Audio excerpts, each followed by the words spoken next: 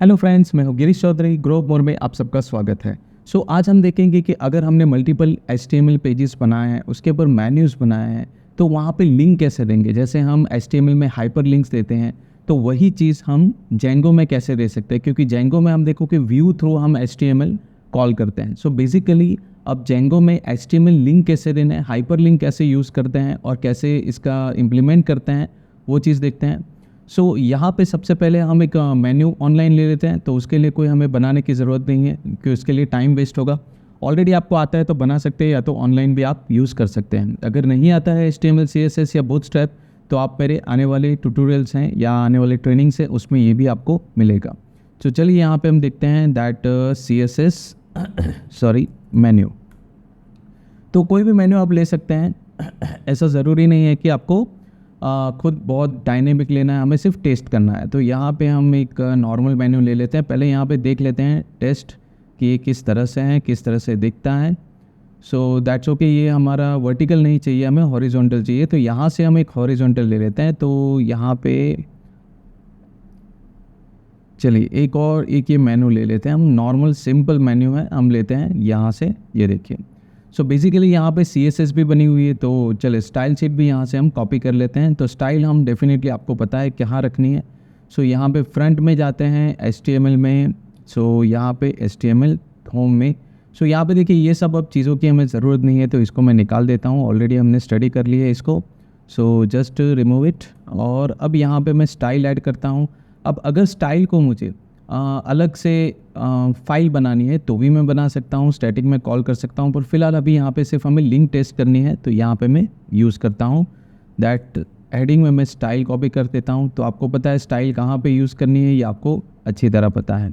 Basically यहाँ पे हमने स्टाइल पेस्ट कर दी है। तो नेक्स्ट अब बॉडी में मुझे लिखना है मेन्यू के आइटम्स। तो यहाँ पे देखिए ये मेन्यू है, तो नीचे मैं बॉडी में ये मेन्यू आइटम ऐड कर देता हूँ।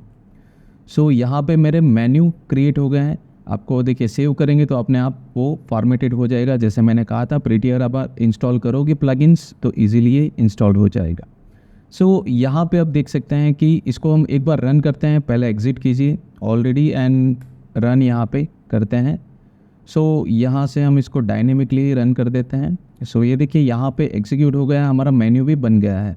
अब जो हमारे व्यूज़ है उस हिसाब से हम मेन्यू यहाँ पे सेट करते हैं। यहाँ पे जैसे हमने व्यूज़ कौन से बनाए वो देखते हैं। यहाँ पे देखिए ये भी हम अभी फ़िलहाल के लिए निकाल देते हैं, जब आएगा तब हम इसका यूज़ करेंगे।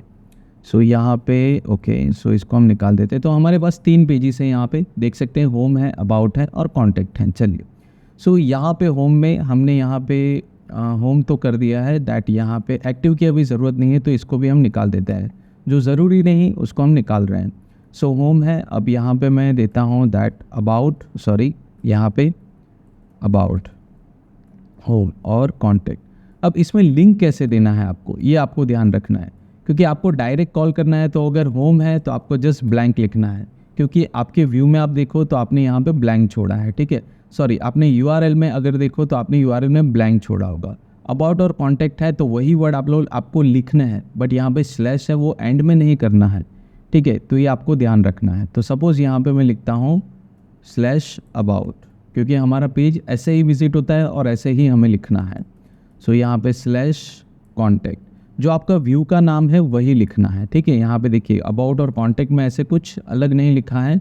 यहाँ पे जो व्यू में मैंने ऐड किया है जिस नाम से, वही मुझे लिखना है। ठीक है, ये अबाउट और कॉन्टैक्ट और हो। ठीक है, यहाँ पे कैपिटल है। ठीक है, हम कैपिटल कर देते हैं, कोई इश्यू नहीं है यहाँ पे। इस तरह से आपको लिंक लिखनी है।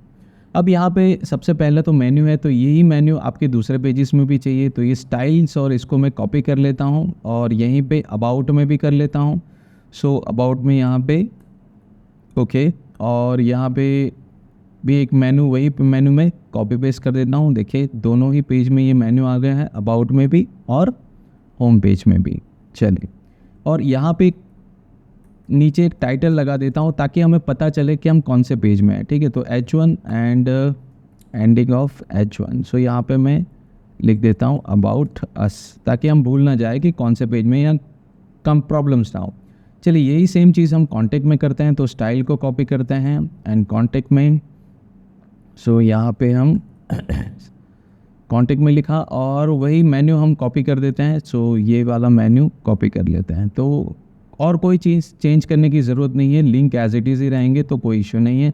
सो यहाँ पे तीनों पेजेस में हमने चेंजेस कर लिए। चलिए अब देखते हैं कि लिंक इंटरनली वर्क करते हैं या नहीं। होम पेज में भी हम एक और चीज़ यहाँ पे ऐड कर देते हैं H1 टैग में, that is this is home page. Okay, तो हमें पता चलेगा और कुछ नहीं।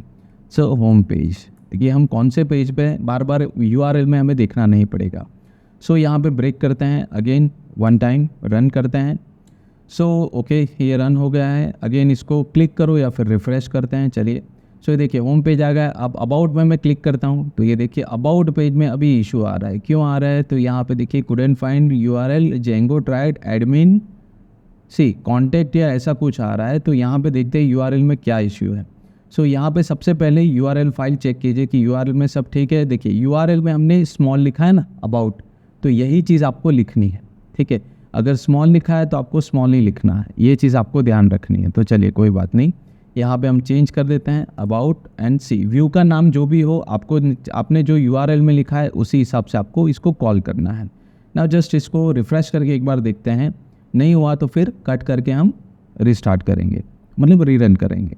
सो यहाँ पे देखिए अबाउट से रन हो रहा है, अबाउट हो गया, कॉन्टैक्ट हो गया। अब कॉन्टैक्ट में भी इशू आ रहा है तो कॉन्टैक्ट में ओके, तो अबाउट में भी हमें चेंज करना पड़ेगा, ये देखिए सी, और वही चीज़ कॉन्टैक्ट में भी हमें चेंज करना पड़ेगा। सो A एंड C, ओके। तो आपको केस सेंसिटिविटी है, थोड़ी ध्यान रखना पड़ेगा। तो यहाँ पे मैं वापस होम पेज को रिफ़्रेश कर देता हूँ।